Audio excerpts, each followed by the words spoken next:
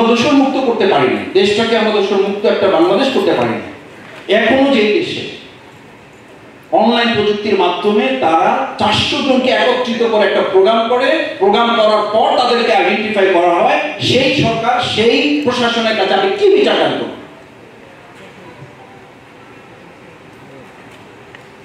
আমি এই কথাগুলো বলছি কেন? এটার জন্য আমিও দায়ী, এটার জন্য আমার দল বাংলাদেশ জামাত ইসলামীও দায়ী। আমরা আমাদের সমস্ত শহীদদের পাশে দাঁড়ালে, আমরা আবেগ আপ্লুত হয়ে চোখের পানি ফেলি, তাদের কাছে একটা খাম দিয়ে তাদেরকে বিদায় করে দিয়ে আমরা সংসদ ভবনের দিকে তাকিয়ে থাকি, কখন সংসদ ভবনে গিয়ে আমরা ক্ষমতা দখল করব। প্রতারক আমি, বেঈমান বিশ্বাসঘাতক। এই শহীদদেরকে সামনে রেখে লম্বা লম্বা কথা বলি, আহত বঙ্গবন্ধুদের কাছে গেলে আমরা কোথাও কোথাও দেখেছি এটা ঘৃণা করে আমাদেরকে প্রত্যাখ্যান করেছে। আমাদের আহত বন্ধুত্বরা বলেছে, কি বলেন আপনারা এসব? একটা খাম দিয়ে আমাদেরকে আপনারা কিনতে চান, তাহলে আমরা জীবন বাতি রেখেছিলাম কেন? কিন্তু আমি খুব দুর্ভাগ্যের সাথে লক্ষ্য করি, কে কত খাম দিয়ে কাকে কিনে কার কাছ থেকে এখন কত বিক্রি করা হচ্ছে, কত কেনা হচ্ছে। আপনাকে একটা খাম দিলাম, আপনি আমার পক্ষে 2 মিনিট কথা বলে চলে যান, শেষ, আপনার সাথে আমার আর কোনো সম্পর্ক। ওই খাম পেয়ে আমাদের এই জুলাই যোদ্ধা, আমাদের শহীদ পরিবারের লোকেরা ঘৃণা করে খাম প্রত্যাখ্যান করে তাদেরকে ফেরত দিয়ে বলেছে, যদি খামই চাইতাম তাহলে আপনারা সংসদে না, আমাদেরকে মন্ত্রী বানানোর জন্য প্রস্তাব ছিল, আমরা তা প্রত্যাখ্যান করেছি, এই খামের জন্য আমরা বিপদ করি। This is scenario.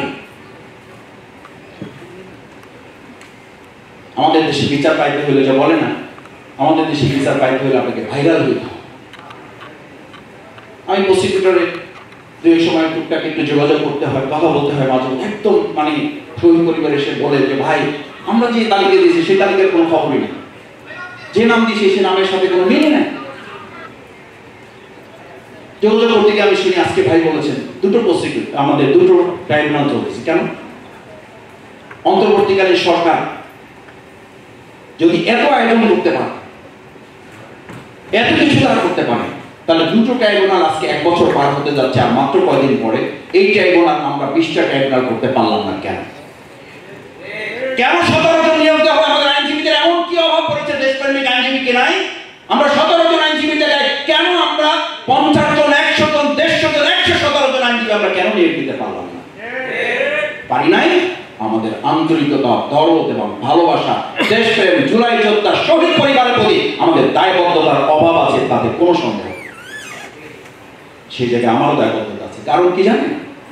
শুধু অন্তর্বর্তী সরকার নয়, অন্তর্বর্তী সরকারকে আমরা শুধু চাপ দিচ্ছি, আমাকে মাফ করবেন, শুধু চাপ দিচ্ছি। আমি কাউকে বলেছি যে ভাই, অন্তর্বর্তী সরকারের সাথে শুধু দেখা করেন, দেশে মিটিং করেন, বিদেশে মিটিং করেন, শুধু একটা নির্বাচনের জন্য। বিচারের মতো কোনো মিটিং করতে দেখি নাই আপনাদেরকে। চিকিৎসার জন্য তো কোনো মিটিং হয়েছে বলে আমি সংবাদপত্র দেখি নাই। আপনারা দেখে থাকলে আমাকে হেল্প করে। আমি আজকে এখানে যারা আছে, অডিয়েন্সে যারা আছে, তাদের কথা শোনেন। আপনারা শুনেছেন কিনা যে বিচারের জন্য রাজনৈতিক দলগুলি বলেছে আপনাকে বিচারের ডেডলাইন দিতে হবে। আমি বহুবার বলেছি রাস্তায় দাঁড়িয়ে, নির্বাচনের ডেডলাইনের আগে বিচারের ডেডলাইন আগে বাংলাদেশে না দিলে দেশে জুলাই যোদ্ধা শহীদ পরিবার ঘৃণা করে নির্বাচনের ডেডলাইন প্রত্যাখ্যান করতে বাধ্য হবে। এগুলো রাজনৈতিক কথা না।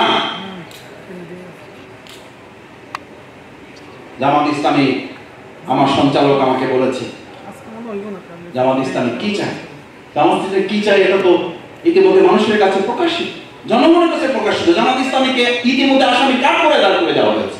আমরা কি নির্বাচন বিলম্বিত করছি? কেন বিলম্বিত করছি? আমরা বিচার চাচ্ছি, বিচারের নামে আমরা টাল বাহানা করছি। আমরা সংস্কার চাচ্ছি, আমরা সংস্কারের নামে নাকি টাল বাহানা করছি। আমি আজকে সেই জবাবই এই অডিয়েন্সের কাছে দিয়ে যাই, আপনাদের কাছে দিয়ে যাচ্ছি। এটা প্রমাণ করে বাংলাদেশ জামাত ইসলামী বিচার এবং সংস্কার ছাড়া আমরা নির্বাচন চাই না, মানি না এবং হতে দেব না বলে আমরা কথা প্রকাশ করে দিয়েছি।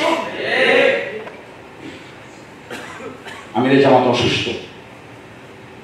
সর্বশেষ 19 জুলাই ঐতিহাসিক সোহরাওয়ার্দী উদ্যানে তিনি যে কয়েকটি কথা বলতে বলতে পড়ে গিয়েছিলেন, পড়ে গিয়ে আবার উঠে বসে যে কথাগুলো বলেছেন, আবার পড়ে গিয়েছেন, আবার সেই কথাগুলো একটাও জামাত ইসলামের কথা না, সেই কথাগুলো আপনাদের কথা, সেই কথাগুলো শহীদদের পরিবারের কথা, সেই কথাগুলো জুলাই যোদ্ধাদের কথা, সেই কথাগুলো জুলাই আগস্টের গণঅভ্যুত্থানকারী আন্দোলনের নেতৃত্ব দানকারী ছাত্র জনতার কথা তিনি বলেছেন।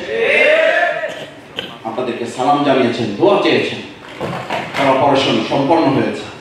আমরা আশা করছি একটা নির্দিষ্ট সময়ের মধ্যে তিনি আমাদের মাঝে আবার ফিরে এসে আপনাদের আন্দোলনে তিনি সামিল হবেন। নিশ্চয়ই আমার সময় নির্ধারিত আছে, আর 1 মিনিটে শেষ করে দিই। সম্মানিত ভাই এবং বোনেরা, আজকে আমি এই কথাটুকু বলতে চাই, নির্বাচন নিশ্চয়ই গুরুত্বপূর্ণ। আমি তো ভোট দিতে পারিনি 25 বছর,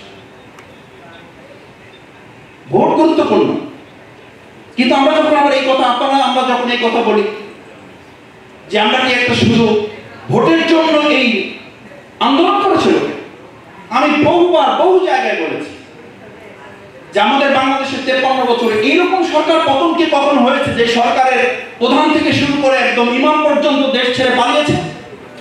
সেরকম একটা প্রেক্ষাপটে আপনি বলবেন 3 মাসে, 6 মাসে, 1 বছরের মাথায় কেন নির্বাচন দেওয়া হলো না? এই নির্বাচন না দেওয়ার কারণেই বিচার হচ্ছে না, এই নির্বাচন না দেওয়ার কারণেই সংস্কার হচ্ছে না, এই নির্বাচন না দেওয়ার কারণেই শহীদরা আজকে লাঞ্ছিত, এই নির্বাচন না দেওয়ার কারণেই জুলাই যোদ্ধাদের সম্মান দেওয়া যাচ্ছে না। মানে যা কিছু হচ্ছে না, সব কিছু হচ্ছে না কি কারণে?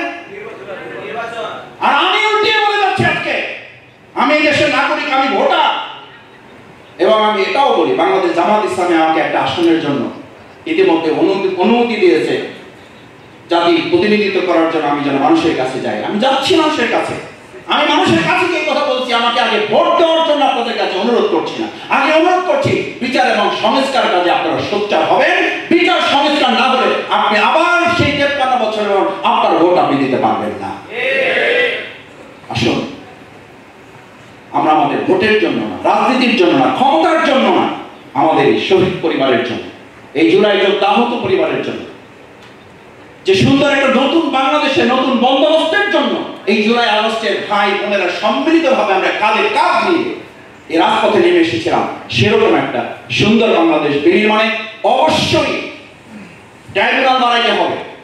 আমরা আজকে দাবি তুলতে চাই, অবশ্যই সেখানে প্রসিকিউটর বাড়াইতে হবে, সেখানে প্রসিকিউশনে যারা আছেন তাদের সংখ্যা বাড়াতে হবে, তাদেরকে সব ধরনের সহযোগিতা দিয়ে সরকারকে প্রমাণ করতে হবে তারা এই অন্তর্বর্তীকালীন সরকার শুধুমাত্র আমাদের কয়েকজন মানুষের সরকার না, তারা এই শহীদ পরিবার আহত জুলাই যোদ্ধাদের সরকার, রক্তের উপরে বসা সরকার।